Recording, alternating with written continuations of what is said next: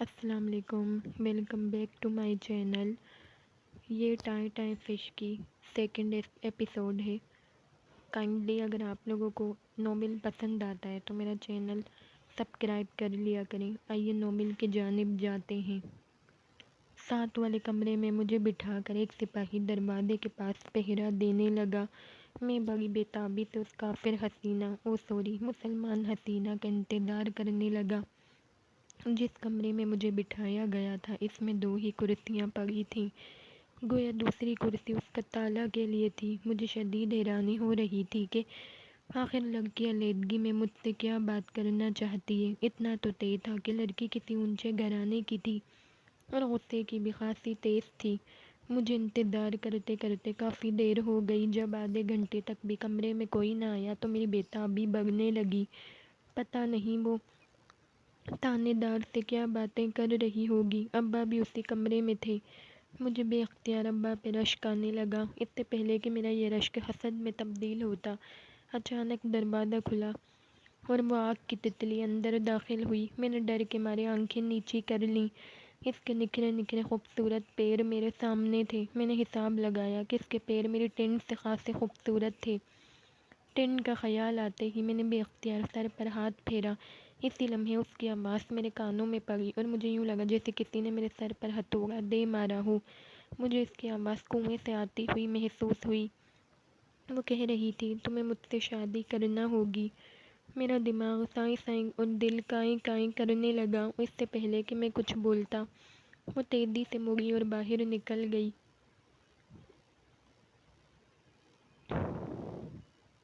حوالات میں مجھے اور ابا کو اکٹھے بند کیا گیا تھا۔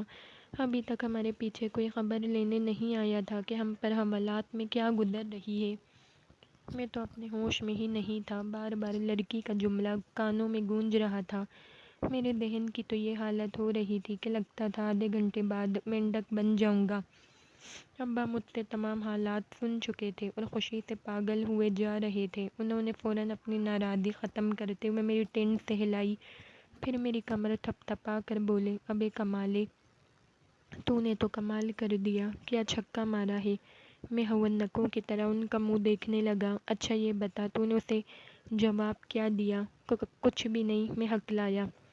ابا نے بغور میری بات سنی اور ان کے ماتھے پر سلوٹیں پڑ گئیں۔ یعنی کہ تو نے اسے ہاں نہیں کی؟ ابا، اصل میں گھبرا گیا تھا۔ کیا کہا؟ تو اس کے گھر گیا تھا؟ ارے واہ، اس کا مطلب ہے بات 100% پکی۔ ابا چہکے اور میں نے اپنا سر پکڑ لیا۔ ابا فوراً سمجھ گئے کہ حسب معمول ان سے سننے میں 19-20 ہو گئی ہے، لہٰذا فوراً بولے، تو نے یہی کہا ہے نا کہ تو اس کے گھر گیا تھا؟ میں نے ہاتھ کا بھونپو بنا کر ابا کے کان کے پاتال میں داخل ہوتے ہوئے کہا، میں گھبرا گیا تھا۔ ابا جلال میں آ گئے۔ ابھی کس بات سے گھبرا گیا تھا؟ اتنا لمبا چوڑا گنجا جوان ہو کر ایک لڑکی سے گھبراتا ہے؟ ابے شرم نہیں آتی؟ ثابت ہو گیا ہے کہ تو کسی گدھے کا بچہ ہے۔ ابے اتنی بزدلی تجھ میں کہاں سے آ گئی؟ اور اوئے چپ کر منحوس۔ تڑاک سے پہرے دار کا ڈنڈا ابا کے نیفے پر لگا اور انہوں نے کانپتے ہوئے سپاہی کے سامنے ہاتھ جوڑ دیے۔ معاف کرنا سنتری بادشاہ، بس ذرا غصے میں آ گیا تھا۔ اصل میں بچہ بزدلی دکھا رہا تھا اس لیے پیش آ گیا۔ ابے اب اگر آواز بلند کی تو چکی کی سزا دے دوں گا۔ سپاہی غورایا۔ پھکی؟ ابا کھل اٹھے۔ ہاں سرکار، پھکی تو مجھے ضرور دینا، مجھے کھانا بھی ہضم نہیں ہوتا اور گیس بھی رہتی ہے۔ سپاہی نے دانت پیس کر میری طرف دیکھا اور غصے میں پھنکتا ہوا چلا گیا۔ میں نے کان لپیٹ کر سونے کی کوشش کی لیکن ابا پھر میرے سرہانے آ گئے۔ اب کی بار انہوں نے پینترا بدل کے خوشامدانہ انداز اختیار کیا۔ کمالے؟ میں نے کروٹ بدلی۔ ابے او کمالے، مجھے نیند آئی ہے، میں نے جما ہی لی۔ ابے دیکھ بیٹا نہیں میرا، چل اٹھ کے بیٹھ، تجھے کچھ طریقے سمجھاتا ہوں۔ طریقے؟ ابا میں نے MNA تو نہیں بننا۔ ابے امیر لڑکی پھانسنا بھی MA کرنے والی بات ہی ہوتی۔ ابا نے حسب روایت میری بات کا نیا مطلب نکالتے ہوئے کہا۔ مجھے پتا تھا کہ اب اگر ابا سے اونچی آواز میں بات نہ کی گئی تو وہ ہر بات کا الٹا ہی مطلب نکالیں گے۔ اچانک مجھے کچھ یاد آیا۔ ابا، تیرا آلۂ سماعت کدھر ہے؟ کون؟ میرا سالہ شجاعت ارے اس کا ذکر اس وقت بیچ میں کہاں سے آ گیا؟ بدبخت کہیں بیٹھا گلے سڑے پھل فروٹ بیچ رہا ہوگا۔ میرا دل چاہا کہ اپنا سر حوالات کی سلاخوں میں دے ماروں، پھر سوچا بلا وجہ سلاخیں گندی کرنے کا کیا فائدہ، لہذا آواز نیچی رکھتے ہوئے دوبارہ ہاتھ کا بھونپو بنا کر ابا کے کان میں کہا، اے میرے باپ، تیرا علیہ سماعت کدھر ہے؟ ابا چونک گئے، فوری طور پہ قمیص کی دائیں جیب میں ہاتھ ڈالا، پھر بائیں جیب چیک کی، دونوں طرف سے مایوس ہو کر شلوار کی جیب میں ہاتھ ڈالا۔ تھوڑی سی دیر کے لیے ان کے چہرے پر مسرت کی لہر دوڑی، لیکن جیسے ہی ان کا ہاتھ باہر آیا ان کا منہ لٹک گیا۔ ان کے ہاتھ میں قبل از مسیح کا چندہ بیٹری سیل تھا۔ ابا نے میری طرف دیکھا اور ٹھنڈی سانس لے کر لیٹ گئے۔ ہم دونوں خوش قسمت تھے کہ اس رات حوالات میں ہمارے علاوہ اور کوئی قیدی نہیں تھا۔ حوالات میں نہ صرف گرمی اور حبس تھا بلکہ مردانہ مچھر بھی خاصی تعداد میں موجود تھے، لہذا مجھے کچھ ہی دیر بعد گہری نیند آ گئی، کیونکہ یہ ماحول بالکل ہمارے گھر جیسا تھا۔ اگلی صبح مجھے دوبارہ تھانے دار کے حضور پیش کیا گیا۔ ابا بھی ساتھ ہی آنا چاہتے تھے، لیکن سپاہی کے ڈنڈے پر تیل لگا دیکھ کر وہیں دبک گئے۔ اب کی بار تھانے دار کا رویہ خاصا نرم تھا۔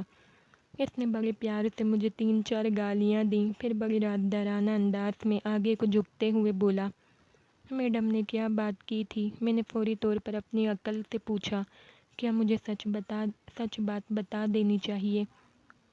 جواب ارجنٹ میل سے آیا، الو کے پٹھے چپ رہو۔ لہذا میں نے فوری طور پر کہا، کوئی بات نہیں جی، کوئی بات نہیں ہوئی، کوئی بات نہیں ہوئی، یہ کیسے ہو سکتا ہے؟ گنجے خبیث، تم مجھے جانتا نہیں، تجھے پتہ ہے میرا باپ کون تھا؟ آپ کو نہیں پتہ جی، میں نے شدید حیرانی کے عالم میں پوچھا۔ میری بات سن کر تھانے دار ایسے اچھلا جیسے اس نے اچانک انٹرنیٹ پر بش اور اسامہ کو دیکھ لیا ہو، لیکن اچانک اس کے چہرے پر مسکراہٹ پھیل گئی۔ میں نے اس کی نظروں کے تعاقب میں اپنی نظریں دوڑائیں اور خوشی سے میری چیخ نکلتے رہ گئی۔ میری ہونے والی لڑکی کمرے میں داخل ہو رہی تھی۔ مجھے اپنا آپ خاون سا لگنے لگا۔ میڈم جی، آئیے تشریف لائیے۔ تھانے دار یکدم اپنی پینٹ کی طرح ڈھیلا پڑ گیا۔ لڑکی نے اس سے بات کرنے کے بجائے ایک نظر میری طرف ڈالی، پھر بڑی ادا سے بال جھٹک کر بولی، تھانے دار صاحب، آپ اور آپ کا عملہ ابھی تک اس سے میرا پرس اور رقم برآمد نہیں کروا سکے۔ میرا خیال ہے مجھے ڈی آئی جی سے بات کرنا ہوگی۔ لڑکی کی بات سن کے میرے پیروں کے چوہے اڑ گئے۔ وہ تو پوری طرح مجھے پھنسوانے کے چکر میں تھی۔ میں حیرت میں پڑ گیا۔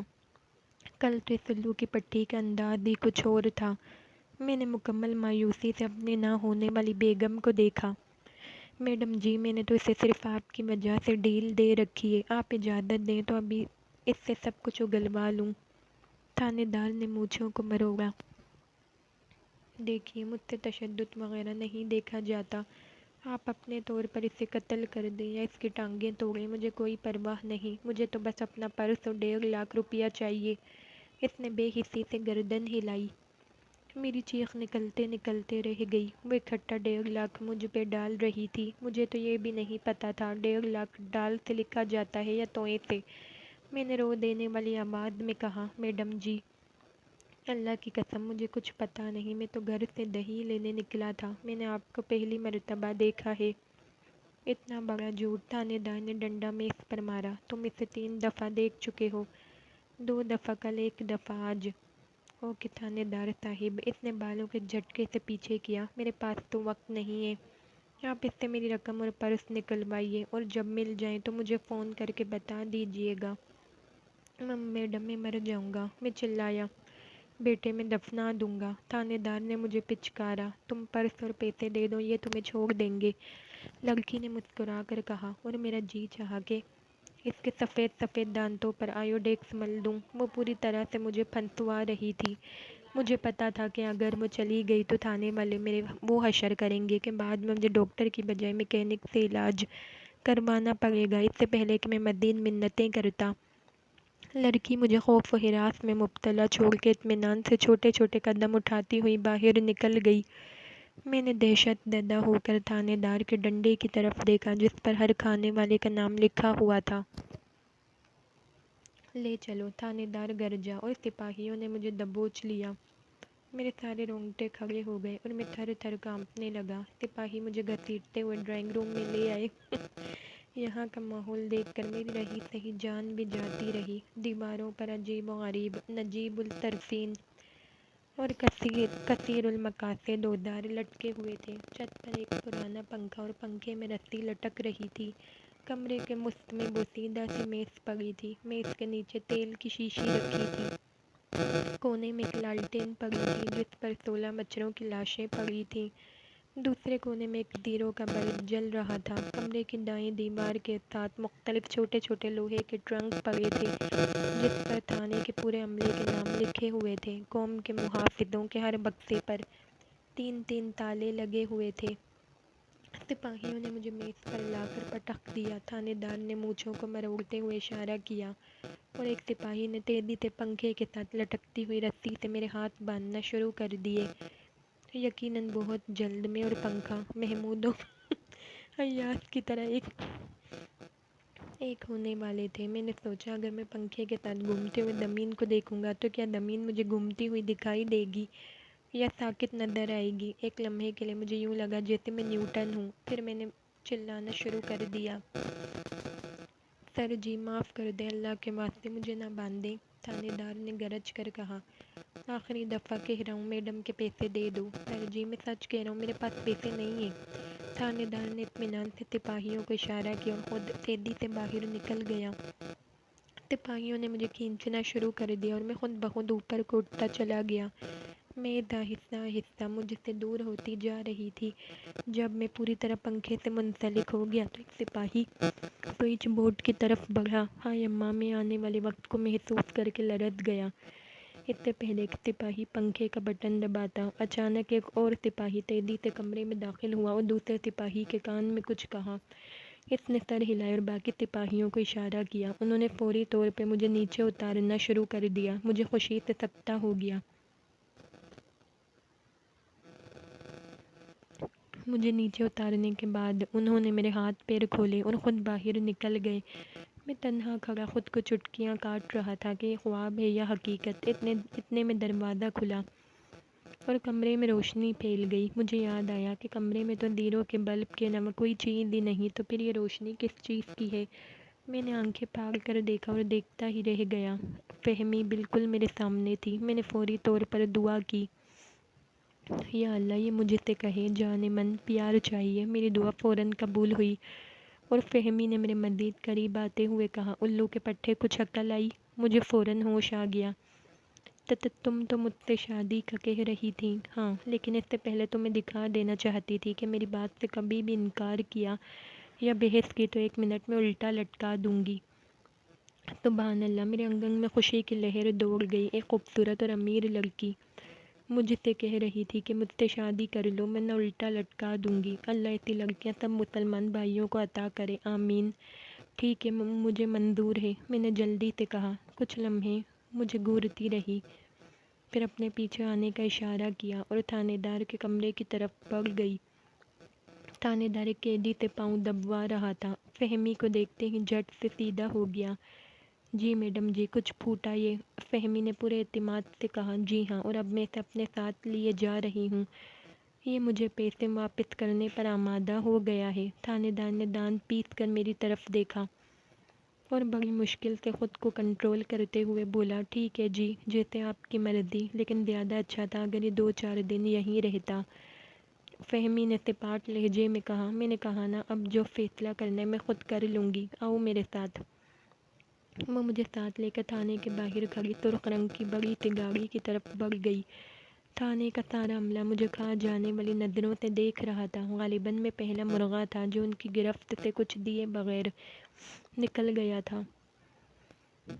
اس نے مجھے گاڑی میں بیٹھنے کا اشارہ کیا اور خود ڈرائیونگ سیٹ سنبھال لی۔ میں نے بڑی احتیاط سے گاڑی کا دروازہ کھولا اور دبک کر بیٹھ گیا۔ گاڑی کے اندر اتنی بھینی بھینی خوشبو تھی کہ مجھے لگا میں انتقال فرمانے ہی والا ہوں۔ اسی لمحے اس نے گاڑی آگے بڑھا دی تھی۔ میں زندگی میں پہلی مرتبہ گاڑی میں بیٹھا تھا اور مجھے گیئر کی خوش نصیبی پر رشک آ رہا تھا۔ جس پر فہمی نے مسلسل اپنا نازک سا ہاتھ رکھا ہوا تھا۔ گاڑی شہر کے مختلف علاقوں سے ہوتی ہوئی ایک پوش علاقے میں داخل ہو گئی۔ میرا گھر بہت دور رہ گیا تھا۔ میں حیرت کے خوف سے چپ بیٹھا تھا اور سانس بھی انتہائی آہستہ لے رہا تھا، مبادا گاڑی آلودہ نہ ہو جائے۔ کچھ دیر بعد گاڑی ایک محل نما عمارت کے سامنے رک گئی۔ فہمی نے ہلکا سا ہارن دیا اور ایک خوفناک شکل والے پٹھان چوکیدار نے گیٹ کھول دیا۔ فہمی کے ساتھ مجھے دیکھ کر چوکیدار کی آنکھوں میں حیرت کے آثار تو ابھرے، لیکن وہ چپ رہا۔ فہمی نے گاڑی گیراج میں روکی اور مجھے وہیں بیٹھا رہنے کا اشارہ کرتے ہوئے خود اندر چلی گئی۔ کوٹھی کا خوبصورت ترین لان دیکھ کر مجھے بے اختیار اپنے گھر کے گملے یاد آ گئے، جن میں اماں نے پودینہ اور ہری مرچیں اگا رکھی تھیں۔ پٹھان چوکیدار مختلف زاویوں سے میرا جائزہ لے رہا تھا۔ میں نے اللہ کا شکر ادا کیا کہ فہمی نے مجھے گاڑی کے اندر ہی بیٹھنے کا کہا تھا، ورنہ مجھے پورا یقین تھا کہ میں اگر گاڑی کے باہر کھڑا ہوتا تو چوکیدار کے بوفے کے کام آ جانا تھا۔ میں نے چوکیدار سے نظریں ملانے کی بجائے ڈیش بورڈ پر نظریں جما دیں۔ کچھ لمحے یوں ہی گزرے، پھر اچانک شیشے پر کھٹ پٹ ہوئی۔ میں نے چونک کر دیکھا تو لرز گیا۔ چوکیدار مجھے باہر آنے کا اشارہ کر رہا تھا۔ میں نے سہم کر نفی میں گردن ہلا دی۔ اس نے پھر مجھے باہر آنے کا اشارہ کیا۔ میں نے تیزی سے نہیں میں گردن ہلائی۔ وہ شیشے کے قریب منہ کر کے چلایا، خوچا باہر آؤ۔ میں نے رو دینے والی آواز میں کہا، ہرگز نہیں، میں ایسا نہیں ہوں۔ وہ کچھ نہیں سمجھا اور دوبارہ شیشے کے قریب ہو کر چلایا، وہ ادھر دیکھو، میڈم تم کو بلاتا ہے۔ میں نے چونک کر سامنے اوپر کی طرف دیکھا تو مجھے بالکنی سے فہمی کا مکھڑا نظر آیا، جو غصے سے مجھے اوپر آنے کا اشارہ کر رہی تھی۔ میں جلدی سے باہر نکلا اور اندر کے دروازے کی طرف بڑھا۔ اتنے میں فہمی کی آواز میرے کانوں میں پڑی، ادھر سے نہیں، ادھر سے، سیڑھیوں سے آؤ۔ میں یکدم رک گیا، واپس پلٹا اور گیراج کی سیڑھیوں میں سے ہوتا ہوا اوپر پہنچ گیا۔ فہمی نے دروازہ کھولا اور مجھے اندر آنے کے لیے کہا۔ جیسے ہی میں نے کمرے کے اندر قدم رکھا، دھڑام سے گر پڑا۔ بڑی مشکل سے اٹھا تو معلوم ہوا کہ کمرے میں اتنا دبیز قالین بچھا ہوا ہے کہ پیر جما کر چلنا بڑا مشکل ہے۔ میں سیدھا ہوا اور کمرے پر نظر پڑتے ہی میں بھوت رہ گیا۔ ایسا لگا جیسے میں وائٹ ہاؤس میں آ گیا ہوں۔ انتہائی خوبصورت بیڈ، قداور ڈریسنگ ٹیبل، دیواروں پر خوبصورت پینٹنگز، جہازی سائز کے صوفے، جگمگاتے فانوس۔ مجھے چکر سا آ گیا۔ جاؤ، پہلے جا کے نہاؤ اور لباس تبدیل کرو۔ اس نے ساتھ والے کمرے کی طرف اشارہ کیا، جو غالباً باتھ روم تھا۔ مگر میرے پاس تو یہی کپڑے ہیں، میں ہکلایا۔ تمہارے نئے کپڑے باتھ روم میں موجود ہیں، اس نے منہ بنا کر کہا اور صوفے پر بیٹھ کر رسالہ پڑھنے لگی۔ میں نے جھجکتے ہوئے باتھ روم کا دروازہ کھولا اور اندر داخل ہو گیا۔ ٹھیک 2 منٹ بعد میں باہر آ گیا۔ فہمی مجھے دیکھ کر چونک گئی۔ کیا بات ہے، نہائی کیوں نہیں؟ نہاتا کیسے، پہلے باتھ روم تو دکھاؤ، کہاں ہے؟ گدھے، یہی تو باتھ روم ہے جس میں تم گئے تھے۔ یہ باتھ روم ہے؟ میں پریشان ہو گیا، ہمارا تو پورا گھر اتنا بڑا نہیں تھا۔ میں خفیانہ ہو کر دوبارہ اندر گھس گیا۔ شاور کھلتے ہی مجھے یوں لگا جیسے میں جنت میں گیا ہوں۔ باتھ روم میں عجیب عجیب خوشبوؤں والے قیمتی صابن اور شیمپو پڑے ہوئے تھے۔ میں نے ایک صابن منتخب کیا اور اسی لمحے مجھے اپنے گھر کا صابن یاد آ گیا۔ ابا نے اینٹ کے ایک ٹکڑے پر لکس لکھوا رکھا تھا اور وہی ٹکڑا بچپن سے بطور صابن ہمارے ہاں استعمال ہوتا آ رہا تھا۔ آج پہلی مرتبہ امپورٹڈ صابن لگانے کا موقع ملا تو میں نے جی بھر کے صابن استعمال کیا۔ تازہ پانی سے نہا کر مجھے یوں لگا جیسے میرا وزن 10 کلو کم ہو گیا ہے۔ نہانے کے بعد میں نے صابن کا جائزہ لیا تو گھبرا گیا۔ سفید رنگ کا خوبصورت صابن کالا کولا بن چکا تھا۔ میں نے صابن کو بھی اچھی طرح سے نہلایا اور پھر ملائم تولیے سے اپنا بدن خشک کرتے ہوئے ساتھ والی الماری کو کھولا۔ میری آنکھیں پھیل گئیں۔ سامنے 2 پیس کوٹ پینٹ ہینگر میں لٹک رہا تھا۔ میں نے تو آج تک کبھی کوٹ پینٹ نہیں پہنا تھا۔ مجھے تو یہ بھی نہیں پتا تھا کہ کوٹ نیچے سے پہنتے ہیں یا اوپر سے۔ پہلے تو سوچا کہ فہمی سے اس کا طریقہ استعمال پوچھ لوں، پھر مردانگی نے جوش مارا۔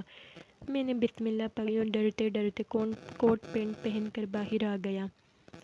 فہمی بدستور رسالہ پڑھ رہی تھی۔ باتھ روم کا دروازہ بند ہونے کی آواز سن کر اس نے چونک کر میری طرف دیکھا اور کچھ دیر دیکھتی ہی رہ گئی، پھر سر جھٹک کر بولی، جاؤ، وہ بوٹ پہنو اور جلدی سے تیار ہو جاؤ۔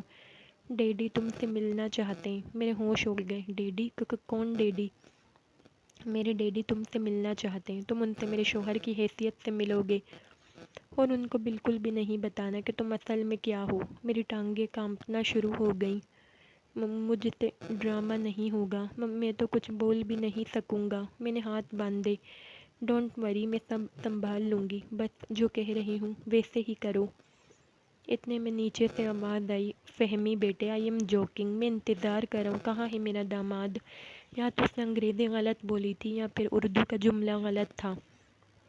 آ رہی ہوں ڈیڈی، بس شاہ رخ ذرا تیار ہو رہے ہیں، اس نے کہا، اور مجھے لگا جیسے میری ٹن پر کسی نے نیولا بٹھا دیا ہو۔ وہ الو کی پٹھی مجھے شاہ رخ بنا کر پیش کر رہی تھی۔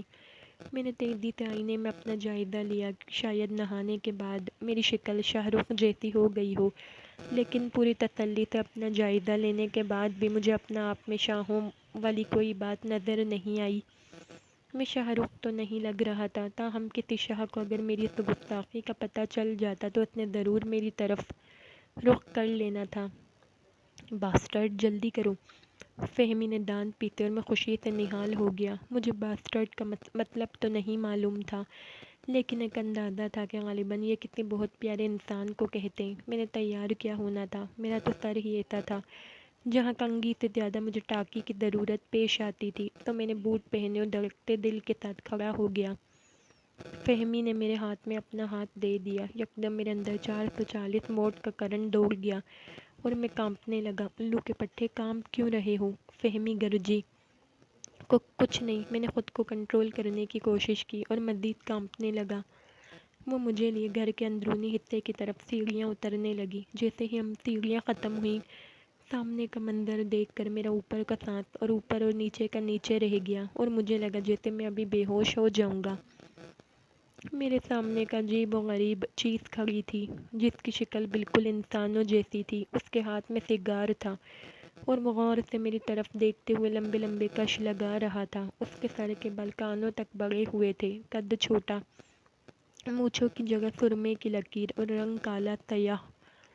یقیناً یہ شخص جھوٹا قرآن اٹھاتا رہا ہے۔ میں نے اس کا اتنا کالا رنگ دیکھ کر سوچا۔ وہ پوری محویت سے اوپر سے نیچے تک میرا جائزہ لے رہا تھا۔ میں بھی غور سے دیکھنا چاہتا تھا، لیکن مجھے لگ رہا تھا اگر میں نے ایسا کیا تو ممکن ہے کہ میری بینائی متاثر ہو جائے۔ مجھے لگ رہا تھا کہ میں نے اسے کہیں دیکھا ہے، اور پھر اچانک یاد آ گیا کہ ایک ایسی شکل میں نے پچھلے دنوں اخبار میں دیکھی تھی، جس کے نیچے لکھا تھا، وہ جگہ جہاں بم دھماکہ ہوا۔ مجھے پورا یقین تھا کہ میں فہمی جیسی خوبصورت اور اس آدمی جیسا خوفصورت انسان زندگی میں پہلی اور آخری بار دیکھ رہا ہوں۔ یہ میرے ڈیڈی ہیں۔ فہمی نے دھماکہ کیا اور میرے رہے سہے حواس بھی جاتے رہے۔ اور ڈیڈی، یہ ہیں آپ کے داماد، اس نے میرا تعارف کرایا۔ ڈیڈی نے میری ٹن کی طرف دیکھا اور بولا، یہ داماد ہے یا دماغ؟ بے عزتی کے احساس سے میرا دل خوش ہو گیا۔ کوئی امیر کسی غریب کو گھر بلا کر جگتے مارے تو ایمان سے بڑا مزہ آتا ہے۔ مجھے یقین ہو گیا کہ میری باقاعدہ بے عزتی شروع ہونے والی ہے۔ چلو، اسی بہانے غیرت بھی مر جائے گی، میں نے دل کو تسلی دی۔ وہ کچھ دیر میری طرف منہ کر کے دھواں پھینکتا رہا، پھر ایک دم ایک خوفناک قہقہہ لگا کر بولا، تو تم ہو میرے داماد، مجھ سے ملو، میرا نام ہے سیٹھ خوبصورت۔ مجھے ایک چکر سا آیا، تاہم فہمی نے اتنے دور سے چٹکی کاٹی کہ میں فوراً ٹھیک ہو گیا۔ What is your age? کیا نام ہے تمہارا؟ سیٹھ نے گلابی انگریزی بولی۔ مجھے سمجھ نہ آئی کہ انگریزی کا جواب دوں یا اردو کا۔ میں کچھ اور ہی بکنے والا تھا، تاہم فہمی میری مدد کو موجود تھی، لہذا جلدی سے بولی، ڈیڈی، یہ شاہ رخ ہیں۔ اوہ، تو تم شاہ ہو، پھر تو تمہیں طبلہ اور ہارمونیم بھی بجانا آتا ہوگا۔ سیٹھ نے سر ہلایا۔ فہمی تیزی سے بولی، نہیں ڈیڈی، شاہ رخ کو موسیقی سے دلچسپی تو ہے، لیکن یہ خود نہیں گاتے۔ کام کیا کرتے ہو؟ سیٹھ نے انٹرویو شروع کیا۔ ڈیڈی، شاہ رخ بہت بڑے سائنسدان ہیں۔ فہمی نے بیہودہ ترین جھوٹ بولا اور میرا طرح نکل گیا۔ سیٹھ کی آنکھوں میں پسندیدگی کے آثار ابھر آئے۔ سائنسدان یعنی کہ فارمر، ویری گڈ۔ اوہ نو ڈیڈی، فارمر تو کسان کو کہتے ہیں، شاہ رخ سائنسدان ہے، سائنسدان، سائنٹسٹ۔ اوکے اوکے، ایک ہی بات ہے۔ سیٹھ نے جلدی سے بڑے بڑے کش لینے شروع کر دیے، پھر اچانک اچھل کر چھلانگ لگائی اور صوفے کے بازو پر بیٹھتے ہوئے بولا، شاعری سے دلچسپی ہے؟ میں ٹھٹک گیا۔ جی جی ڈیڈی، شاہ رخ کو شاعری سننا بہت پسند ہے اور آپ کی شاعری کے تو دیوانے ہیں۔ شاہ رخ تمہیں پتہ ہے میرے ڈیڈی بہت بڑے فلم ساز ہیں، فلم انڈسٹری میں ان سے بڑا فلم ساز کوئی نہیں ہے، اور شاعری تو ان جیسی کوئی کر ہی نہیں سکتا۔ میری مددگار نے مجھے قبر میں اتارنے کی تیاری کرتے ہوئے کہا، بس بیٹے کبھی غرور نہیں کیا، اپنے تو دو ہی شوق ہیں، ایک شاعری اور ایک فلم۔ ارے یاد آیا، میں نے آج تم سے ملنے کی خوشی میں تہجد کے بعد ایک شعر کہا تھا، عرض کیا ہے کہ پانی پانی کر گئی مجھ کو کلندر کی یہ بات، میں نے دھرتی کلئی کرا دے وے میں نچا ساری رات۔ واہ واہ، کیا اچھا شعر کہا ہے میں نے، سبحان اللہ۔ اتنے شعر سنا کر خود ہی جھومنا شروع کر دیا۔ میں چوغٹ بنا بیٹھا تھا۔ فہمی نے میری طرف دیکھ کر اپنی خوبصورت سی آنکھ ماری اور سیٹھ کے پاس جا کر بولی، ڈیڈی، شاہ رخ آپ کی شاعری سن کے سکتے میں آ گئے ہیں۔ اس نے اپنے باپ کی طرح کالا سیاہ جھوٹ بولا، اور میرا جی چاہا کہ اس کے سر پر اس کا باپ دے ماروں۔ مجھے آج تک یہ منطق سمجھ نہیں آئی کہ خوبصورت لڑکیوں کے باپ کیوں اتنے خوفناک ہوتے ہیں۔ اچھا، سیٹھ کی آنکھیں پھیل گئیں۔ آئی ہیٹ ہم، مجھے اس سے محبت ہے۔ ویسے داماد جی، یہ بتاؤ کہ آج کل کس چیز پر تجربات کر رہے ہو؟ میں سمجھ گیا کہ اب موت آئی، لہٰذا سنبھل کر بولا، بس جی مختلف چیزیں ہیں، کوئی ایک ہو تو بتاؤں۔ سیٹھ نے متاثر کن انداز میں اپنا سر ہلایا اور بولا، تم نے اب تک کیا کیا ایجاد کیا ہے؟ میں نے بے بسی سے فہمی کی طرف دیکھا۔ وہ جلدی سے بولی، ڈیڈی، شاہ رخ نے پانی والی کرسی بنائی تھی، شاہ رخ یاد ہے نا وہ پانی والی کرسی؟ اب میں سے کیا بتاتا کہ مجھے تو کبھی آیت الکرسی یاد نہیں ہوئی، میں پانی کی کرسی کیا یاد رکھتا، لیکن حالات کا تقاضا تھا کہ ہر بات میں ہاں کی جائے، تو میں نے بھی اس بات میں سر ہلا دیا۔ سیٹھ کی آنکھیں مزید پھیل گئیں، اور ڈیڈی، شاہ رخ نے کیسا زہر ایجاد کیا ہے جسے کھانے کے بعد انسان مر جاتا ہے؟ واقعی؟ سیٹھ کا منہ کھلے کا کھلا رہ گیا۔ جی ہاں، اور ایک اہم ایجاد تو میں بتانا ہی بھول گئی، شاہ رخ نے کیسی گائے ایجاد کی ہے جو خود لوگوں کے گھروں میں جا کر تازہ دودھ دے کر آتی ہے۔ سیٹھ نے ہونٹوں پر زبان پھیری، اور اب شاہ رخ ایک ایسا سانپ بنا رہے ہیں جو بچے دیا کرے گا۔ میں پوری توجہ سے اپنی ایجادات کی تفصیل سن رہا تھا۔ کہیں کہیں تو مجھے شبہ ہوا جیسے واقعی میں یہ سب ایجادیں کر چکا ہوں۔ ابا مجھے اکثر کہا کرتے تھے کہ تیرا منہ ہی کرنے والا ہے۔ ابا کا خیال آتے ہی مجھے کرنٹ سا لگا۔ میں نے فوراً وال کلاک کی طرف نظر ڈالی۔ شام کے 7 بجنے والے تھے۔ کیا میں ایک فون کر سکتا ہوں؟ میں نے اجازت چاہی۔ اوہ کم آن، اٹس یور شاپ، یہ تمہارا گھر ہے، جتنے مرضی فون کرو۔ سیٹھ نے انگریزی کی مت مارتے ہوئے فراخ دلی سے کہا۔ میں جھجکتے جھجکتے فون کے قریب پہنچا اور گھر کا نمبر ڈائل کرنے لگا۔ پتہ نہیں کیوں ہر دفعہ جیسے ہی میں نمبر ڈائل کرتا، ایک نسوانی آواز کہتی، آپ کا مطلوبہ نمبر درست نہیں ہے۔ میری الجھن دیکھ کر فہمی میرے قریب آ گئی۔ میں نمبر ملا دوں؟ اس نے دانت پیس کر آہستہ سے کہا۔ جی۔ میں نے ریسیور اس کے ہاتھ میں دے دیا۔ کیا نمبر ہے؟ اس نے پوچھا۔ جی 12/3 ہے۔ یہ کیسا نمبر ہے؟ وہ گڑبڑا گئی۔ نمبر تو یہی ہے جی۔ کہاں کا نمبر ہے یہ؟ اس نے بدستور آہستہ آواز میں پوچھا۔ گھر کا جی۔ میں نے سہم کر کہا، مگر ایسا نمبر تو دنیا بھر میں کسی کے ٹیلی فون کا نہیں ہوگا۔ وہ مزید غصے میں آ گئی۔ میں نے کب کہا کہ یہ ٹیلی فون کا نمبر ہے؟ تو پھر یہ تو ہمارے گھر کا نمبر ہے، مکان نمبر 12، گلی نمبر 3، اور ٹیلی فون نمبر۔ فہمی کی آنکھوں میں خون اتر آیا۔ ٹیلی فون تو ہمارے گھر ہے ہی نہیں۔ میں نے دانت نکالے۔ اس سے پہلے کہ فہمی کچھ کہتی، اچانک سیٹھ میری طرف دیکھ کر پوری قوت سے چلایا، ہوشیار، پکڑ لو، جانے نہ پائے۔ میرے جسم میں ٹھنڈ سی اترتی چلی گئی۔ میں جہاں تھا وہیں جم گیا۔ فہمی بھی چونک گئی۔ میں سمجھ گیا کہ سیٹھ نے مجھے پہچان لیا ہے۔ آہا، پکڑا گیا! سیٹھ دھڑام سے صوفے پر گرا۔ کون پکڑا گیا ڈیڈی؟ فہمی گھبرائی۔ شش! سیٹھ نے ہونٹوں پر انگلی رکھ کر اسے خاموش رہنے کا اشارہ کیا اور خود اٹھ کے تیزی سے ادھر ادھر ٹہلنے لگا۔ ہم دونوں حیران کھڑے تھے۔ یوں لگ رہا تھا جیسے سیٹھ ہم سے بالکل بے خبر ہے۔ میں نے دل پر ہاتھ رکھ کر غور سے دیکھا۔ سیٹھ سوچتے ہوئے مزید بھیانک لگ رہا تھا۔ اس کی چال میں عجیب سی بے چینی تھی۔ 2-3 منٹ اس کی یہی کیفیت رہی، پھر اس نے کوٹ کی جیب سے کاغذ قلم نکال کے کچھ لکھا اور فخر سے بولا، تازہ شعر ہوا ہے۔ میری جان میں جان آئی۔ فہمی منہ بنا کر بولی، ڈیڈی آپ نے تو ہمیں ڈرا ہی دیا تھا۔ شاہ رخ تو یکدم پریشان ہو گئے تھے۔ میں نے سامنے لگے شیشے میں دیکھا۔ میں واقعی پریشان تھا اور پریشانی کے عالم میں نانا پوٹی کر لگ رہا تھا۔ صاحب دادے آر یو ہیپی؟ کیا تم پریشان ہو؟ ننن نہیں جی، میں تو خوش ہوں، بہت خوش۔ کیوں تم خوش کیوں ہو؟ سیٹ گرم ہو گیا اور میں سٹپٹا گیا۔ ڈیڈی یہ اس لیے خوش ہیں کہ آپ کو شیر آیا ہے۔ فہمی نے بڑی مشکل سے اپنے غصے پر قابو کیا۔ سیٹ خوبصورت کی باتیں کھل گئیں۔ ہاں بھائی، ہے تو یہ خوشی کی بات۔ اب دیکھو نا، شیر کبھی کبھی ایسے وقت بھی آ جاتا ہے جب اسے نہیں آنا چاہیے۔ میری تو یہ حالت ہے کہ کبھی کبھی تو دن میں 20 دفعہ بھی شاعری کرنی پڑ جاتی ہے۔ آپ چھلکا کھایا کریں، میں نے تجویز دی۔ سیٹ نے پہلے تو بے دھیانی میں سر ہلا دیا، لیکن پھر بات سمجھ کر فوراً ہی میری طرف دیکھ کر گھورا۔ یہ تم سائنسدان لوگ حصے جمالیات سے بالکل عاری ہوتے ہو۔ ہاں جی، میں نے کچھ نہ سمجھتے ہوئے بھی سر ہلا دیا۔ تمہیں غالب کیسا لگتا ہے؟ بس جی ٹھیک ہی ہے۔ میں نے نظریں چرائیں۔ Are you serious? کیا تم مذاق کر رہے ہو؟ وہ چونک گیا۔ اوہ ڈیڈی، آپ نے شاہ رخ سکھانے کا تو پوچھا ہی نہیں۔ فہمی پھر میری مدد کو آئی۔ یس جی یس، میں نے فہمی کے اشارے کو سمجھتے ہوئے جلدی سے کہا۔ اوکے گیٹ آؤٹ، آ جاؤ اکٹھے ہی کھانا کھاتے ہیں۔ سیٹ نے اشارہ کیا اور میں کسی معمول کی طرف فہمی کے ہاتھ میں ہاتھ دیے دوسرے کمرے کی طرف چل پڑا۔ یہ کمرہ اور بھی خوبصورت تھا۔ میری نظر ڈائننگ ٹیبل پر پڑی اور میری آنکھوں کے آگے اندھیرا آ گیا۔ ٹیبل انواع اقسام کے 10-15 گرم گرم کھانوں سے بھرا ہوا تھا اور پورے کمرے میں کھانوں کی تیز خوشبو پھیلی ہوئی تھی۔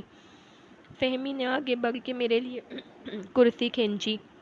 یہ میری زندگی کا پہلا موقع تھا کہ میں ڈائننگ ٹیبل پر بیٹھ کر کھانا کھانے لگا تھا، ورنہ ہمارے گھر میں اس مقصد کے لیے ہمیشہ ابا کی دھوتی بطور دسترخوان استعمال ہوتی تھی۔ کھانا کھانے کے بعد وہ یہی دھوتی باندھ کر قیلولہ فرمایا کرتے تھے۔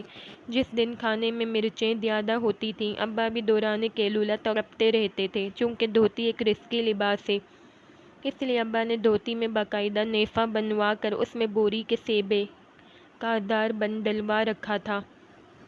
ابا کی یاد نے مجھے تڑپا دیا۔ پتہ نہیں تھانے والوں نے انہیں چھوڑا بھی ہوگا کہ نہیں۔ تم کھانا نہیں کھا رہے؟ کیا کرسی میں کوئی کیل ہے؟ سیٹ نے اپنا ڈراؤنا منہ میرے قریب کر کے کہا اور بے اختیار میری چیخ نکلتے نکلتے رہ گئی۔ وہ اصل میں ابا۔ میں نے فہمی کی طرف دیکھا۔ سیٹ چونک اٹھا۔ ابا؟ کون ابا؟ فہمی حسب روایت میدان میں کودی۔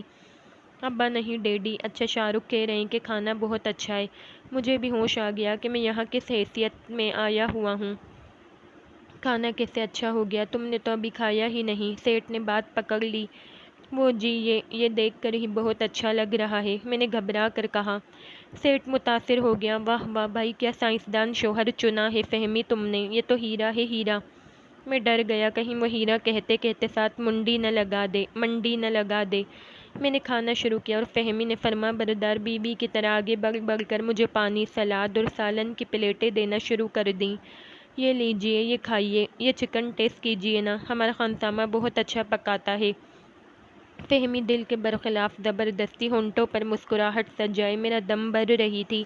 مجھے تاحال کچھ سمجھ میں نہیں آئی تھی کہ فہمی نے مجھ پر پرس چوری کا الزام لگوا کر مجھے تھانے کیوں بھجوایا، پھر شادی کا اقرار کروا کے گھر کیوں لائی اور پھر قریب پھٹکنے کی اجازت کیوں نہ دی۔ ایک مرد کے لیے اس سے زیادہ منحوس سزا اور کیا ہو سکتی ہے کہ ایسے خوبصورت اور امیر ترین لڑکی شادی کے بغیر ہی اپنا خاوند تسلیم کر لے، لیکن اس کے اور اپنے درمیان خاردار تاریں لگا لے۔ اف خدایا، میں کہاں پھنس گیا ہوں۔ میں نے اپنا سر گھومتا ہوا محسوس کیا۔ کیا ہوا شاہ رخ؟ فہمی نے مصنوعی پریشانی سے پوچھا۔ خدا کی قسم، جب وہ مجھے شاہ رخ کہہ کر بلاتی تھی تو مجھے یوں لگتا تھا جیسے کسی چنگل کو بش بنا دیا گیا ہو۔ میرا بہت جی چاہا کہ زور زور سے کہے لگاؤں، ایسا گنجا شاہ رخ انڈیا میں ہوتا تو دیوداس کا نام ٹن داس ہوتا۔ ٹن کا خیال آتے ہی میں نے سر پر ہاتھ پھیرا۔ ٹن کے شورش زدہ بال آہستہ آہستہ سر نکالنا شروع ہو گئے تھے۔ جانو، آپ ٹھیک تو ہیں نا؟ فہمی نے مجھے ایسے جانو کہا جیسے کسی کو الو کا پٹھا کہا جاتا ہے۔ میں یکدم چونک گیا۔ ہاں میں ٹھیک ہوں، بس ایسے ہی ذرا سر چکرا رہا تھا۔ I think you need disturbance. میرا خیال ہے تمہیں آرام کی ضرورت ہے۔ سیٹ نے منافق انگریزی میں مجھ سے اظہار ہمدردی کیا۔ جی ہاں، میں نے بغولوں کی طرح سر ہلا دیا۔ میرا بھی یہی خیال ہے، آئیے تھوڑا ریسٹ کر لیجئے۔ فہمی پہلے ہی سے بات کے انتظار میں تھی۔ اس نے تیزی سے میرا ہاتھ پکڑا اور کھڑی ہو گئی۔ سچی بات تو یہ ہے کہ میں اتنا شاندار کھانا چھوڑ کے اٹھنا نہیں چاہتا تھا۔ میرا بہت جی چاہ رہا تھا کہ ایک چیسٹ کی بوٹی ٹرائی کروں، لیکن فہمی نے میز کے نیچے سے میرے پاؤں پہ اتنی زور سے اپنی ایڑی والی جوتی ماری کہ میری چیخ نکل گئی۔ سیٹھ نے چونک کر اپنا بےہودہ منہ میرے قریب کیا اور بولا، کوئی ایمرجنسی تو نہیں؟ جواب میری بجائے فہمی نے دیا، نہیں ڈیڈی، مجھے پتہ ہے، اصل میں جب انہیں سر میں درد ہو رہی ہو تو پھر ان کی ایسی ہی کراہیں نکلا کرتی ہیں۔ اس نے دوبارہ پہلے سے بھی زیادہ پرزور پاؤں مارا اور اب کی بار جو میری چیخ نکلی اسے سن کر سیٹھ واقعی ڈر گیا۔ Okay okay, you can go to your home, تم لوگ اپنے کمرے میں جا سکتے ہو۔ میں نے دل ہی دل میں سیٹھ پر تہہ دل سے لعنت بھیجی اور بادل نخواستہ اٹھ کر فہمی کے ساتھ واپس کمرے کی طرف چل دیا۔ میں نے مڑ کر دیکھا، سیٹھ ڈائننگ ٹیبل پر بیٹھا چھری کانٹے کے ساتھ چائے پینے کی کوشش کر رہا تھا۔ کمرے میں پہنچتے ہی فہمی نے ایک دھماکے سے دروازہ بند کیا اور دانت پیستی ہوئی بولی، تم گنجے دوزخی باسٹرڈ، میں تمہیں مزہ چکھا دوں گی۔ کب؟ میں نے بے تابی سے پوچھا۔ وہ اور زیادہ تپ گئی، میں تمہارا خون پی جاؤں گی، لگتا ہے تھانے میں ابھی تمہارے ہوش پوری طرح سے ٹھکانے نہیں آئے۔ لیکن میں تمہاری ساری باتیں مان تو رہا ہوں، مجھ سے کیا غلطی ہوئی ہے؟ بکواس مت کرو، کیا ضرورت تھی اپنے باپ کو فون کرنے کی؟ میں نے کہہ بھی دیا تھا کہ وہ تھانے سے واپس گھر پہنچ جائیں گے۔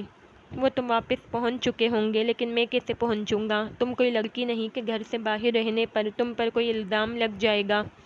تم میری اماں کو نہیں جانتی، وہ کچا کھا جائیں گی مجھے۔ میری گزارش ہے کہ بس ایک دفعہ مجھے گھر بتا آنے دو کہ آج رات تمہارے ساتھ گزاروں گا۔ کیا کہا الو کے پٹھے؟ وہ چلائی۔ مما، میرا مطلب ہے کہ میں انہیں بتاؤں کہ میں آج رات باہر رہوں گا۔ تم جانا چاہتے ہو؟ وہ ٹھوس لہجے میں بولی۔ کون ناشکرا جانا چاہتا ہے؟ میں تو صرف اماں ابا کو اطلاع، کوئی اطلاع نہیں ہوگی۔ اگر تم نے یہاں سے جانے کی کوشش کی تو پولیس کو میرا ایک فون ہی کافی ہوگا، لیکن میں تو تمہارا مجازی خدا۔ اوہ شٹ اپ، آئینہ دیکھو ذرا غور سے۔ میں نے جلدی سے ڈریسنگ ٹیبل کے شیشے میں خود کو دیکھا، چہرے مہرے سے میں ببو برال کا چھوٹا بھائی لگ رہا تھا۔ فہمی کی آنکھیں غصے سے بھری ہوئی تھیں، وہ کچھ دیر تک اسی طرح بیٹھی رہی، پھر فریج میں سے ایک پیپسی نکال کر گھٹا گھٹ پی گئی۔ یہ امیر لوگ بھی کمال کے ہوتے ہیں، اب بھلا کوئی پیپسی بھی اس طرح پیتا ہے؟ ہماری مثال سامنے ہے، ہمارے گھر میں عید کے عید پیپسی آتی تھی اور اسے ایک بوتل میں بھی ابا 4 گلاس پانی ڈالا کرتے تھے۔ ان کا کہنا تھا کہ خالص پیپسی فوراً چڑھ جاتی ہے۔ میرا خیال ہے مجھے تمہیں سب کچھ بتا دینا چاہیے۔ فہمی نے مجھے سوچوں سے نکالا۔ سب کچھ بے شک نہ بتاؤ، لیکن کچھ نہ کچھ تو پتہ چلنا چاہیے نا۔ میں نے بے تکلفی کے دینے پر پہلا قدم رکھا۔ میری بات کے جواب میں وہ خاموش ہو گئی۔ میں انتظار کرنے لگا کہ کب وہ اس اہم راز سے پردہ اٹھاتی ہے۔ کافی دیر تک وہ قالین کو گھورتی رہی، پھر ایک گہرا سانس لے کر بولی، میں تمہیں 5 لاکھ دینا چاہتی ہوں، اس نے اطمینان سے کہا، اور میں بے ہوش ہوتے ہوتے رہ گیا۔ میں نے اندازہ لگایا کہ اگر میں فوری طور پر خود کو نہ سنبھالتا تو میرے نئے سوٹ کی پینٹ خراب بھی ہو سکتی تھی۔ میں نے چکر کھانے سے پہلے اس کے جملے کو ذہن میں دہرایا اور پھر پوچھا، کیا کہا؟ اس کا جواب وہی تھا، میں تمہیں 5 لاکھ دینا چاہتی ہوں۔ مجھ پر شادی مرگ کی کیفیت طاری ہو گئی۔ میں نے تصور کی آنکھ سے دیکھا کہ میں اچھے سے ہوٹل میں بیٹھا کھانا کھا رہا ہوں، لاہور کی مال روڈ پر ایک پہیے پر موٹر سائیکل دوڑا رہا ہوں، ریما کے ساتھ کچی لسی پی رہا ہوں، ڈبل بیڈ پر فہمی کے ساتھ ٹائٹینک دیکھ رہا ہوں اور فہمی مجھ سے تصویر بنوانے کی فرمائش کر رہی ہے، اور بس۔ فہمی کی آواز میرے کانوں میں پڑی، لیکن اس کے لیے تمہیں میری ایک چھوٹی سی بات ماننا ہوگی۔ میرا دل چاہا کہ میں اس کے قدموں میں سر رکھ کر کہوں کہ محترمہ، 5 لاکھ کے لیے تو میں آپ کا کھوتا بھی بننے کو تیار ہوں، فرمائیے مجھے کس کو دولتی جھاڑنی ہے؟ لیکن پھر سنبھلتے ہوئے پوچھا، بات خطرناک تو نہیں؟ کہیں کسی کو کوئی پیکٹ تو نہیں پہنچانا؟ بالکل بھی نہیں۔ کوئی قتل وغیرہ؟ ہرگز نہیں۔ کوئی اغوا؟ مما، میرا مطلب ہے کہ سوال ہی پیدا نہیں ہوتا۔ کسی کو انر جیل میں مٹی کا تیل ڈال کر تو نہیں پلانا؟ تمہارا دماغ خراب ہو گیا ہے؟ اوہ، تو میں سمجھ گیا۔ میں نے چونک کر کہا، کیا سمجھ گئے؟ مجھے پتہ چل گیا ہے تم رو کی ایجنٹ ہو اور مجھ سے بم دھماکہ کروانا چاہتی ہو، اور مجھے بھی پتہ چل گیا ہے کہ تم الو کے پٹھے ہو اور میرے ہاتھوں ذلیل ہونا چاہتے ہو۔ اس نے دانت پیسے۔ تو پھر یہ کیسا کام ہے جس کے لیے تم مجھے 5 لاکھ دو گی؟ پہلے تم حامی بھرو۔ واہ، حامی کیوں بھروں؟ ادھر میں حامی بھروں، ادھر تم کہو چلو بھائی اب 4تھی منزل سے چھلانگ لگاؤ۔ یو ایڈیٹ، ایسی کوئی بات نہیں ہے۔ تو پھر؟ میں نے سوالیہ نظروں سے اس کی طرف دیکھا۔ کام کچھ بھی نہیں ہے، صرف 3 لفظ بولنے ہیں، اس نے ڈرامائی انداز میں کہا۔ 3 لفظ؟ میں حیران رہ گیا۔ میں نے فوراً سوچا کہ وہ 3 لفظ کیا ہو سکتے ہیں، اور دماغ پر تھوڑا سا زور ڈالتے ہی مجھے خوشی سے پت نکل آئی۔ میں نے شرما کر کہا، میں سمجھ گیا ہوں کہ وہ کون سے 3 لفظ ہیں۔ کون سے ہیں؟ فہمی نے پوچھا۔ وہ لفظ ہیں آئی لو یو۔ میں نے انگلیاں دانتوں میں دبائیں اور فہمی کی طرف دیکھا۔ وہ کھا جانے والی نظروں سے مجھے دیکھ رہی تھی۔ میں سمجھ گیا کہ میرا جواب غلط ہے۔ میں نے پھر ذہن پر زور دیا۔ اوہ اب سمجھا، یہ 3 لفظ ہیں، میں تمہارا ہوں۔ پٹاخ! میرے سر میں گلدان آ لگا اور مجھے یوں لگا جیسے میرے سر پر 35 خرگوش رقص کر رہے ہوں۔ لچے! اگر دوبارہ ایسے الفاظ بولے تو مار مار کر پلہ بنا دوں گی، پھر گلیوں میں میاؤں میاؤں کرتے پھرو گے۔ پلہ میاؤں میاؤں نہیں کرتا، ٹیاؤں ٹیاؤں کرتا ہے جی۔ میں نے کراہتے ہوئے اس کی تصحیح کی۔ معلوم ہے، بکواس کرنے کی ضرورت نہیں۔ وہ غضبناک ہو رہی تھی۔ میں سوچنے پر مجبور ہو گیا کہ یقیناً 3 لفظ میرے حق میں نہیں جاتے تو پھر ممکن ہے کہ یہ 3 لفظ ہوں کہ میں کتا ہوں یا پھر میں ہجڑا ہوں۔ اوہ مائی گاڈ! یہ خیال آتے ہی میری روح فنا ہو گئی۔ چلو کتے والا اعتراف تو میں بھی بامر مجبوری کر ہی لیتا، لیکن یہ جو ہجڑے والا اعتراف تھا یہ تو صاف صاف میری مردانگی پر حملہ تھا۔ نہیں، میں ہجڑا نہیں ہوں، میں بے اختیار چلایا اور فہمی مجھے حیرت سے گھورنے لگی۔ میں ہجڑا نہیں ہوں۔ یہ انکشاف تم پر کب ہوا؟ کیا مطلب؟ میں گڑبڑا گیا۔ مطلب یہ کہ جو تم سمجھ رہے ہو وہ میں تم سے نہیں کہلوانا چاہتی۔ خدا کے لیے اب بتا بھی دو کہ وہ 3 الفاظ کون سے ہیں؟ میں نے بے بسی سے کہا۔ وہ 3 الفاظ ہیں طلاق طلاق طلاق، فہمی نے کہا اور میرے اندر 5-6 ہائیڈروجن بم پھٹ گئے۔ میرا دماغ مزید چکرا گیا۔ یا خدا، یہ میرے ساتھ کیا ہو رہا ہے؟ بغیر شادی کے دلہن مل گئی اور وہ بغیر نکاح کے طلاق مانگ رہی ہے۔ مجھے ایسا لگا جیسے ابھی کوئی بچہ بھاگتا ہوا آئے گا اور مجھے ابو ابو کہتے ہوئے چمٹ جائے گا۔ مجھے یکدم فہمی سے خوف آنے لگا۔ تو تم ہو کون اور چاہتی کیا ہو؟ وہ تیزی سے اٹھی اور میرے سر پر پہنچ گئی۔ میں سمجھا شاید مارنے آئی ہے، لیکن وہ میرے قریب آ کے تن کر کھڑی ہو گئی۔ اس کے انداز سے لگ رہا تھا کہ اگر میں نے اس کی بات نہ مانی تو اب کی بار وہ مجھے نہ صرف پولیس کے حوالے بھی کرے گی بلکہ مجھے انسان سے باندر بنوانے میں بھی کوئی کسر نہیں چھوڑے گی۔ اس نے کچھ دیر مجھے گھورا، پھر بولی، زیادہ تفصیل میں ضروری نہیں سمجھتی، تاہم تمہیں تھوڑی بہت بات بتا دیتی ہوں۔ اصل میں مجھے اپنے کلاس فیلو شاہ رخ سے بہت زیادہ محبت ہے۔ ہم دونوں نے چوری چھپے شادی کر لی۔ میری ماما فوت ہو چکی ہیں اور مجھے ڈیڈی نے ہی پالا پوسا ہے۔ ڈیڈی کو اس بات کی سخت ناراضی تھی کہ میں نے ان سے پوچھے بغیر کیوں شادی کی ہے۔ ہم دونوں ڈیڈی کے ڈر سے کچھ عرصے کے لیے ہانگ کانگ چلے گئے۔ وہاں کسی بات پر میرا اور شاہ رخ کا جھگڑا ہو گیا اور اس نے غصے میں دوستوں کے سامنے مجھے 3 دفعہ طلاق دے دی۔ بعد میں احساس ہوا کہ اس سے کتنی بڑی غلطی سرزد ہو گئی ہے۔ میری بھی خواہش ہے کہ ہم پھر سے ایک ہو جائیں، لیکن مسئلہ یہ ہے کہ مذہب کی روح سے اب میں حلالہ کیے بغیر شاہ رخ سے دوبارہ شادی نہیں کر سکتی۔ تمہاری اور شاہ رخ کی شکل بہت زیادہ ملتی ہے۔ اگر شاہ رخ کی ٹنڈ میرا مطلب ہے سر کے بال صاف کروا دیے جائیں تو شاید کوئی بھی نہیں پہچان سکتا کہ دونوں میں سے تم کون ہو اور شاہ رخ کون۔ میں نے جب تمہیں پہلی مرتبہ سڑک کراس کرتے دیکھا تھا تو یہی سمجھی تھی کہ تم شاہ رخ ہو، لیکن 2 دن تک تمہارا پیچھا کرنے پر معلوم ہوا کہ تم شاہ رخ نہیں بلکہ اس کے ہم شکل ہو۔ پھر میں نے پرس چھیننے کا جھوٹا شور ڈلوا کر تمہیں پولیس میں پھنسوایا اور اب شرط پر تمہیں اپنے ساتھ لائی ہوں کہ تم میرے ساتھ نکاح کرو، نکاح کے فوراً بعد مجھے 3 دفعہ طلاق دے دو۔ میں دم بخود ساری بات سن رہا تھا۔ میرا وہم و گمان میں بھی نہیں تھا کہ دنیا میں میرا کوئی ایسا ہم شکل بھی ہوگا جو اس خوبصورت لڑکی کے ساتھ ہانگ کانگ کی سیریں کرے گا۔ میں سب کچھ سمجھ چکا تھا، لیکن میرے عقل میں نہیں آ رہا تھا کہ اب مجھے کیا کرنا چاہیے۔ فہمی مجھے طلاق کے عوض 5 لاکھ روپے کی پیشکش کر رہی تھی۔ یہ حق مہر میری دنیا بدل سکتا تھا، لیکن کیا مجھے فہمی جیسی خوبصورت لڑکی کو چھوڑ دینا چاہیے؟ میں نے سوچا۔ پھر اچانک میں ایک خیال آیا اور میں نے کہا، دیکھو میں تمہاری ہر بات ماننے کو تیار ہوں، لیکن میری ایک شرط ہے۔ شرط کون سی؟ یہی کہ پہلے مجھے ایک دفعہ اپنے اماں ابا سے مل لینے دو۔ اوہ! اس نے ہونٹ سکیڑے۔ تم چاہو تو آج ہی اپنے اماں ابا سے مل سکتے ہو۔ واقعی؟ پھر تو ٹھیک ہے۔ میں نہال ہو گیا۔ اگر ٹھیک ہے تو پھر میں ابھی فون کر کے نکاح خواں کو بلا لیتی ہوں۔ 1 گھنٹے کے اندر اندر ہمارا نکاح ہو جائے گا اور 2 منٹ بعد اسی نکاح خواں کی موجودگی میں طلاق بھی۔ پھر تم جہاں چاہو جا سکتے ہو۔ رقم کی ادائیگی بھی تمہیں فوراً ہو جائے گی۔ میں کھٹک گیا۔ لڑکی ضرورت سے زیادہ تیزی دکھا رہی تھی اور ایک میں تھا جس نے ابا کے مشورے کے بغیر کبھی غسل بھی نہیں کیا تھا۔ آخر میں اتنا بڑا فیصلہ کیسے کر سکتا تھا؟ اور پھر مجھے یہ بھی پریشانی تھی کہ 5 لاکھ کی رقم میں گھر کیسے لے کر جاؤں گا، اور مجھے کیسے پتہ چلے گا کہ یہ 5 لاکھ ہی ہیں؟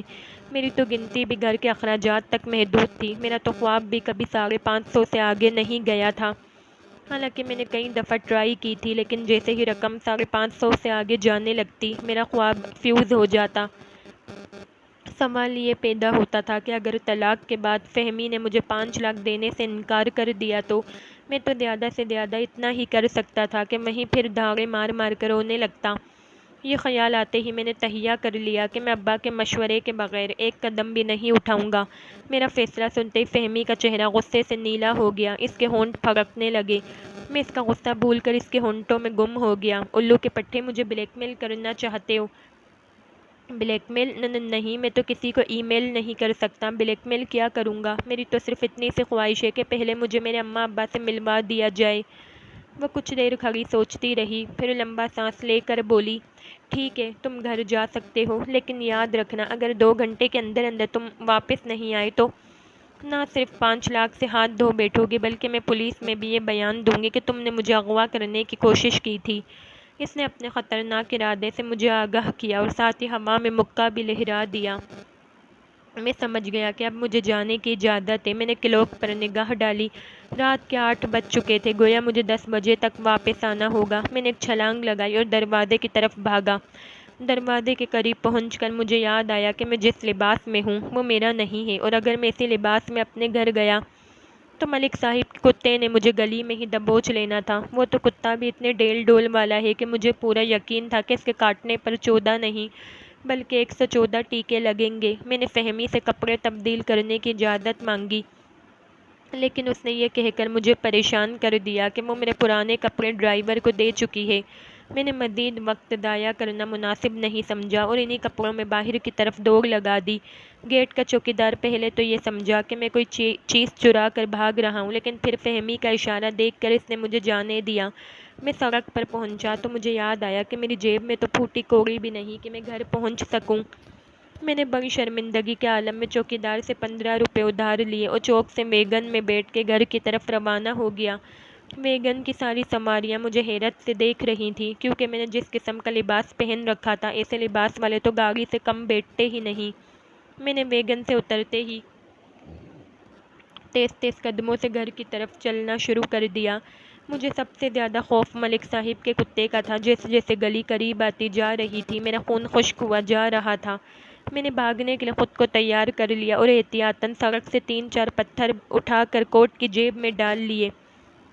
محلے کے جس بندے کی نظر مجھ پہ نظر پڑ رہی تھی وہ آنکھیں پھاڑ پھاڑ کے مجھے دیکھ رہا تھا۔ ابھی 1 روز پہلے ہی تو ان کی آنکھوں کے سامنے پولیس مجھے گھسیٹتی لے کر گئی تھی، اور اب میں شاہانہ لباس میں آزادانہ پھر رہا تھا۔ کئی غیر لوگ اس لیے بھی حیران تھے کہ اتنے قیمتی سوٹ میں یہ عجیب و غریب گنجا کیسے گھس گیا۔ میں نے ان کی نظروں کی پرواہ کیے بغیر اپنا سفر جاری رکھا۔ گلی کے لڑکے اب مجھ پر آوازیں کسنے لگے تھے، لگتا ہے لنڈے میں ڈاکہ مارا ہے، لگتا ہے PIA میں جمع دار لگ گیا ہے، لگتا ہے دھوبی سے دوستی ہو گئی ہے۔ میں نے کسی آواز پر کان نہ دھرے اور چپ چاپ گلی کا موڑ مڑ گیا۔ موڑ مڑتے ہی ملک صاحب کے کتے کی غراہٹ سنائی دی اور میری پینٹ گیلی ہو گئی، میرے ہاتھ پاؤں کانپنے لگے۔ وہی ہوا نہ جس کا ڈر تھا۔ ساری گلی سنسان پڑی تھی، لیکن کتا نظر نہیں آ رہا تھا۔ ایسا لگتا تھا جیسے وہ کسی ریڑھ یا درخت کی آڑ میں بیٹھا میرا انتظار کر رہا ہے۔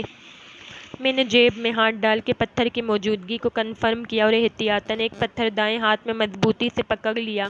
اچانک مجھے یاد آیا کہ سیانے کہتے ہیں اگر کتا پیچھے پڑ جائے تو آگے سے بھاگنا نہیں چاہیے بلکہ خاموش کھڑے رہنا چاہیے۔ اس طرح سے کتا حملہ نہیں کرتا۔ لیکن مصیبت تو یہ تھی کہ یہ اصول مجھے تو پتہ تھا، پتہ نہیں کتے کو بھی اس کا علم تھا یا نہیں، اور میں ایسا کوئی رسک لینے کے موڈ میں نہیں تھا۔ کتے کی غراہٹیں بدستور بلند ہو رہی تھیں اور ایسا لگتا تھا کہ اب وہ کسی بھی وقت حملہ کر دے گا، اور پھر اچانک اس کے بھونکنے کی زبردست آواز آئی اور میرے ہاتھ سے پتھر گر گیا۔ میری چیخ ابھی حلق میں ہی تھی کہ مجھ پر انکشاف ہوا کہ کتا صرف بھونک سکتا ہے، کاٹ نہیں سکتا، کیونکہ وہ گھر کے اندر ہے اور دروازہ بند ہے۔ خوشی سے میری پینٹ فوراً سوکھ گئی اور میں اس کتے کمینے کی غراہٹوں کی پرواہ کیے بغیر خرامہ خرامہ چلتا اپنے گھر کے دروازے پر پہنچ گیا۔ دروازہ کھلا ہوا تھا اور اندر سے اماں کے رونے کی آوازیں آ رہی تھیں۔ یا اللہ خیر، میرے منہ سے نکلا۔ گھر کے اندر داخل ہوتے ہی میری نظر اماں پر پڑی، جو اب ابا کے سینے پر ہاتھ مارتی ہوئی کہہ رہی تھیں، مجھے نہیں پتا، مجھے میرا کمالہ لا دوں گا، بس ذرا موسم ٹھیک ہو جائے۔ ابا نے اطمینان سے چھلی کھاتے ہوئے کہا۔ ابا کا جواب سن کر اماں کے بین میں غصہ بھی شامل ہو گیا۔ ارے میں کہتی ہوں کچھ پتا کرو بیٹے کا، کہاں لے گئی وہ لڑکی اسے؟ تو کہاں مر گیا تھا اس وقت؟ اس سے پہلے کہ اماں مزید کچھ کہتی میں سامنے آ گیا۔ مجھے دیکھ کر اماں گنگ رہ گئیں اور ابا اتنے زور سے اچھلے کہ چھلی ان کے ہاتھ سے اڑ کر کھرے میں جا گری۔ کمالے تو؟ ابا مجھے دیکھ کر ہکلائے۔ میرا پتر۔ اماں نے جلدی سے مجھے سینے سے لگا لیا۔ ابے یہ سوٹ کس کا اتار لایا ہے؟ ابا کو سوٹ کی فکر پڑ گئی۔ ابا یہ میرا ہے، میں نے فخر سے کہا۔ زندگی میں پہلی بار ابا کو میری بات پوری سنائی دی۔ وہ بے یقینی کے عالم میں آگے بڑھ کر سوٹ چیک کرنے لگے۔ ابے یہ تیرا کیسے ہو گیا؟ اس کے تو بٹن بھی تیرے سے مہنگے ہیں، کان ہی کھائے جاؤ گے یا بیٹے سے پوچھو گے بھی کہ وہ کہاں تھا؟ اماں نے غصے سے کہا اور ابا دبک گئے۔ اماں میں بالکل ٹھیک تھا اور بڑی مزیدار جگہ پر تھا۔ مزیدار جگہ؟ اے بیٹے، کیا تجھے جام شیریں والے لے گئے تھے؟ ارے نہیں اماں، ساری بات سنو گی تو حیران رہ جاؤ گی۔ اب ہمارا وقت پھرنے کے دن آ گئے ہیں۔ کیا کہا؟ کھیت پھرنے کے دن؟ ابا چونکے۔ لا حول ولا قوت۔ ابا ایک تو آپ بھی۔ میں نے منہ بنایا۔ تو بولتا جا پتر، اس منحوس کی پرواہ نہ کر۔ اس کے بارے میں تو ناصر کاظمی نے کہہ دیا تھا کہ عجیب منحوس اجنبی تھا۔ مجھے تو حیران کر گیا وہ۔ میں گھر کا دروازہ بند کر کے جوتے اتار کر چارپائی پر بیٹھ گیا اور اماں ابا کو ساری کہانی الف سے لے کر یہ تک سنا دی۔ وہ دونوں دم بخود بیٹھے سارا واقعہ سن رہے تھے۔ دوران قصہ جہاں جہاں بھی 5 لاکھ کا ذکر آتا ابا ایک چکر کھا کر رہ جاتے۔ البتہ اماں پتہ نہیں کیوں برے برے منہ بناتی رہیں۔ جیسے ہی میرا بیان ختم ہوا سب سے پہلے ابا بولے، حلالہ کے لیے تمہیں چارہ بننے کی کوئی ضرورت نہیں، یہ کڑوا گھونٹ میں پینے کو تیار ہوں۔ اماں دانت پیس کر بولی، لڑکی نے حلالہ کرنا ہے، حرامہ نہیں، چپ کر کے بیٹھے رہو۔ لیکن ابا نے کچھ کہنے کی کوشش کی، لیکن پھر اماں کی طرف دیکھتے ہی نظریں جھکا لیں۔ کمالے، تم اس لڑکی کو صاف انکار کر دو، اتنی بڑی جائیداد میں سے ہمیں صرف 5 لاکھ کیوں دے رہی ہے؟ اس سے صاف صاف کہہ دو کہ اگر وہ اس طرح تم سے شادی کر کے طلاق لینا چاہتی ہے تو یہ سودا کم از کم 20 لاکھ میں ہوگا۔ اماں نے فیصلہ کن لہجے میں کہا۔ 20 لاکھ؟ میرے ہاتھوں کے طوطے اور ابا کے کانوں کے کوے اڑ گئے۔ ہاں 20 لاکھ، ہم کوئی معمولی لوگ ہیں۔ اماں نے گردن اکڑائی اور میری نظر بے اختیار صحن میں پڑی۔ 2 ٹوٹی چارپائیوں اور ادھڑے ہوئے تکیوں پر جا پڑی۔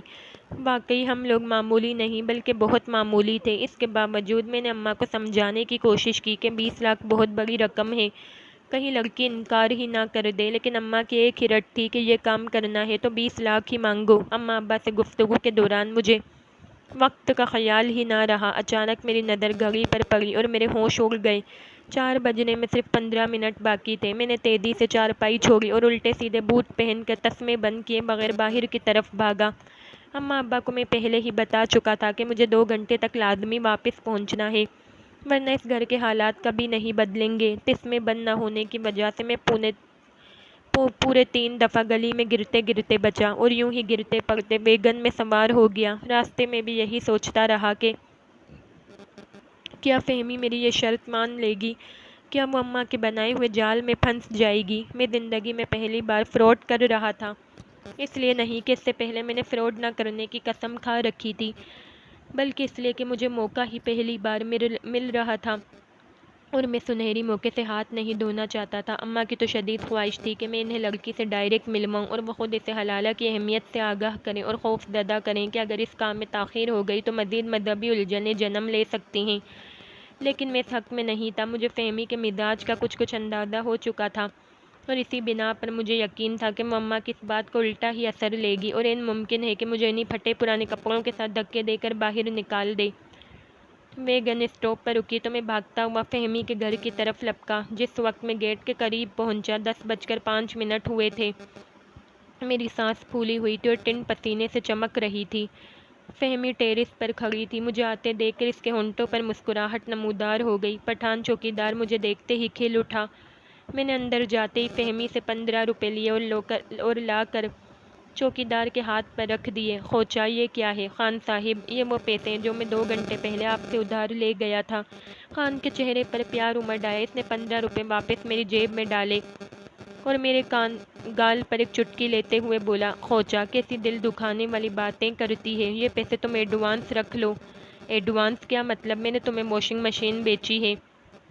خان کی آنکھوں میں خمار اتر آیا۔ اس نے ایک بھرپور انگڑائی لی اور مونچھوں کو تاؤ دیتے ہوئے بولا، او خوچا تم تو ناراض ہوتی ہے، ایسا نہ کرو، تم تو ہماری روح ہے۔ میں تمہاری روح نہیں، بدروح ہوں۔ مجھے غصہ آ گیا۔ خان بے چارگی سے مجھے دیکھنے لگا۔ میں نے اس پر ہزار لعنت بھیجی اور واپس کمرے میں آ گیا۔ فہمی خاموشی سے ایک کرسی پر بیٹھی تھی۔ اصولی طور پر تو مجھے بات شروع کرنا چاہیے تھی، لیکن میرا حلق خشک ہو رہا تھا۔ میں نے فہمی کی طرف دیکھا، وہ بھی شاید میری کیفیت سمجھ گئی تھی۔ اس نے خود اٹھنے کی بجائے فریج کی طرف اشارہ کیا۔ میں نے نہایت سعادت مندی سے اٹھ کر فریج کا دروازہ کھول دیا۔ اندر بے شمار پیپسیاں مجھے خوش آمدید کہہ رہی تھیں۔ میں نے ڈرتے ڈرتے ایک پیپسی نکالی اور کھول کر ایک گھونٹ بھرا۔ اف خدایا، ابا ٹھیک ہی کہتے تھے۔ میں نے پہلی مرتبہ خالص پیپسی کا گھونٹ بھرا تھا اور مجھے یوں لگ رہا تھا جیسے میں ابھی بے ہوش ہو کر گر جاؤں گا۔ ہمارے محلے میں تو 1.5 روپے والی نیلے رنگ کی گولی والی پیپسی ملتی تھی۔ میں نے بڑی مشکل سے خود کو سنبھالا۔ فہمی نہایت سنجیدگی سے میری طرف دیکھ رہی تھی۔ بولو تیار ہو؟ اس نے سپاٹ لہجے میں پوچھا۔ میں نے ساری ہمت جمع کی اور نہایت حوصلے سے کہا، نہیں۔